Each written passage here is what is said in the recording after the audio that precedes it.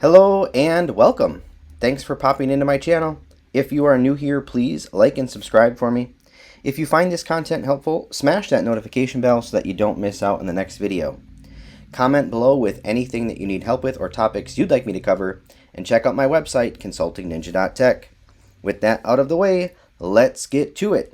I am going to show you guys a little bit of SvelteKit DevOps, and in particular, what we're going to go through today is how to more visualize your commit status in your repository right from Visual Studio Code.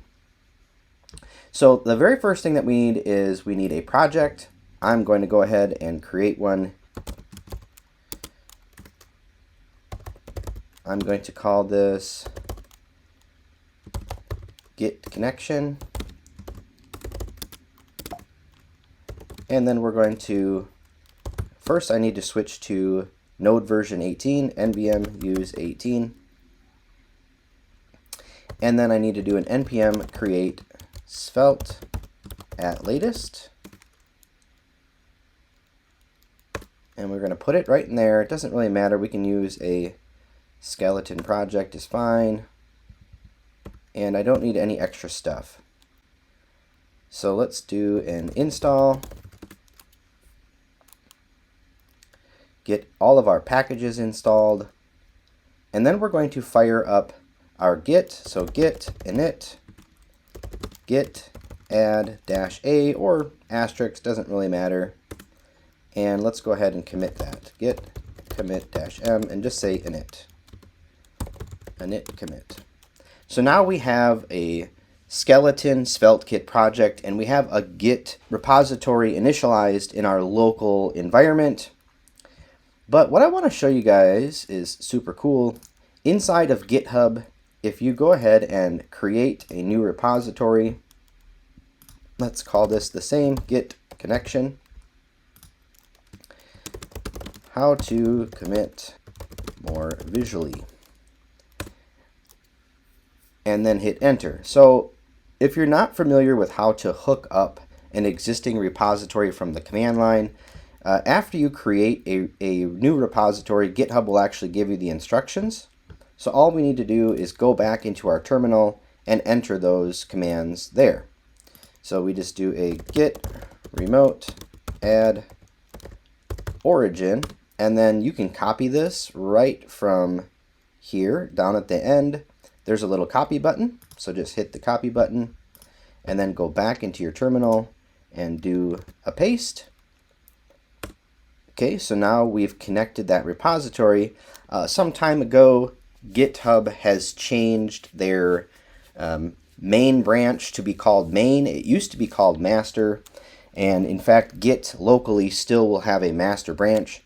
So you have to create a new main branch and then push to the main branch. So in order to do that, we do git branch, and we're big M for main, or master, however you want to look at it.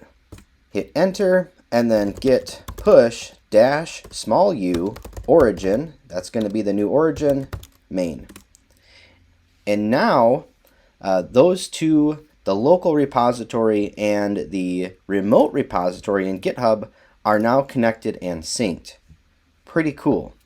But what's even cooler than that is inside of Visual Studio Code, when we go ahead and open up that repository, we only want the specific folder that you created. So you want to make sure that you're not in a parent directory. You want just the folder containing that particular repository. So in this case, I have a whole bunch of repositories inside of a Svelte folder, but I don't want to see all of that. I only want to see what's specific to the repository I just created, and so I need to have the lowest level directory that exists for that repository. In this case, it's the one that we created called Git Connection.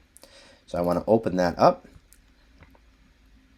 And now what you're going to see on the left-hand side is this is our file explorer in Visual Studio Code. Everyone's familiar with what this is. This is just what's allowing us to visually see our project structure here. But what a lot of people don't know is there's this little icon right here called source control. And what this allows us to do is really awesome, especially for people that aren't comfortable with command line. This is going to be really helpful for you. So let's make some changes inside of our source. Let's go open source, open routes, and open plus page.svelte. And let's make some changes in here. Let's say, welcome to SvelteKit DevOps. Let's get rid of this p tag and make a new h2 and say Consulting Ninja, like that. And then let's make one more h2 and say commit from VS Code ? And as soon as you save that file, you're going to notice a few things, or maybe you won't notice them, but VS Code, your IDE, is going to highlight that file in this tan color, both up here in the File Explorer and here in your project structure. It's also going to put an M for modified.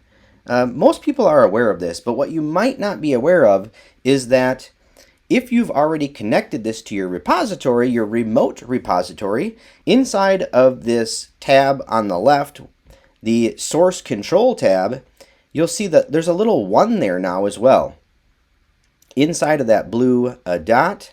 And if you click that, what you're going to see is a list of all the files that have changes.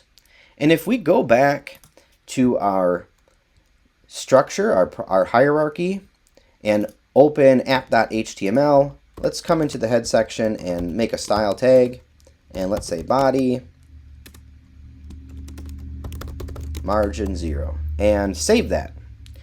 Now you'll see the same thing, right? App.html, it now has the M, and the source control icon now has a 2 inside the little blue dot. And if I click that, you can see both of the files. So Visual Studio Code is keeping track of all the files that you've changed, which is really helpful.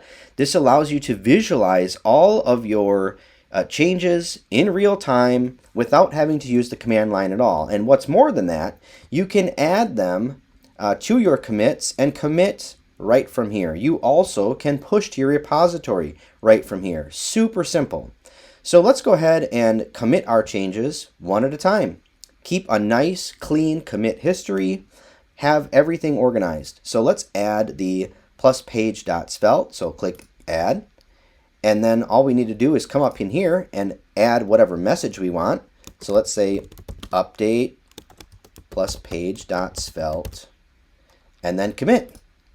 Now we have one commit with that one updated file, but we still have a pending change. And Visual Studio Code will continue to track those changes for us. So now we can come in here and commit just those changes as well. So we can add that, but before I do, I also want to point out that there's some other options here as well. We can open the file. So if you've been committing stuff or you've made a whole bunch of changes and you started closing stuff, you also can open the files from here. So that's helpful. And then you also can discard changes from here if you don't like the changes. So I'm going to close that.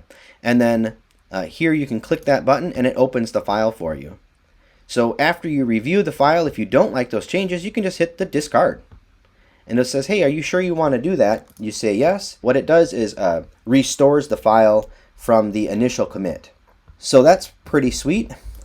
Let's go ahead and make that change again. Add the style, body, margin 0, and save the file again. And now you'll see there is that file again with that change. And let's add it this time. So we add, let's say, update app.html style and commit. And after you've committed all your changes, you'll notice here's a sync.